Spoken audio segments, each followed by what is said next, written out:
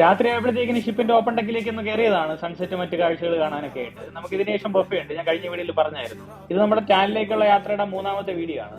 വെള്ളത്തിൽ വരച്ച വര പോലെ നിങ്ങൾ കേട്ടിട്ടല്ലേ ഉള്ളൂ, ഈ വര പോലെ കിടക്കുന്നതാണ് ഷിപ്പ് വന്ന റൂട്ട്. എന്റെ ആദ്യത്തെ ഷിപ്പിലെ ബൊഫേ ആണ്. ഈ ബൊഫയ്ക്ക് ഒരു വേറൊരു പ്രത്യേകതയും കൂടെ ഉണ്ട്. ഇത് സ്കാൻഡിനേവിയൻ ക്വിസീൻ ആണ്. ഈ ക്വിസീനും എന്റെ ആദ്യത്തെ ക്വിസീനാണ്. അത്യാവശ്യം നല്ല തിരക്കൊക്കെ ഉണ്ടായിരുന്നു. ഞാൻ ആദ്യം കുറച്ച് ഫുഡൊക്കെ എടുത്തായിരുന്നു, അതിന്റെ വീഡിയോ എടുത്തില്ല. ഞാൻ വീഡിയോ എടുത്തതിന്റെ ഫുഡൊക്കെ നിങ്ങൾക്ക് ഞാൻ കാണിച്ചു തരാം. സ്കാൻഡിനേവിയൻ ക്വിസീൻ ആയതുകൊണ്ട് തന്നെ ഫിഷ് ഐറ്റംസിന് കുറച്ചും കൂടെ പ്രയോറിറ്റി കൊടുത്തിട്ടുണ്ട് അവര്. അതുകൊണ്ട് തന്നെ കൂടുതലും റോ ഫിഷ് ആണ്. ഞാൻ ആദ്യമായിട്ടാണ് റോ ഫിഷ് ട്രൈ ചെയ്യുന്നതും. സംഭവം കൊള്ളായിരുന്നു. അതുപോലെ തന്നെ നമുക്ക് ഫിഷ് എഗ് ഉണ്ടായിരുന്നു. കാവിയർ അല്ല, അത്യാവശ്യം 50-60 യൂറോ ഒക്കെ വരുന്ന ഫിഷ് എഗ്ഗുകളാണ്. എന്തായാലും എനിക്ക് ഇഷ്ടപ്പെട്ടു. അങ്ങനെ ഭയങ്കര സംഭവമായിട്ടൊന്നും ഇല്ലെങ്കിലും നമുക്ക് വൺ ടൈം ട്രൈ ചെയ്യാനായിട്ടുള്ള അടിപൊളി ക്വിസീൻ തന്നെയാണ്.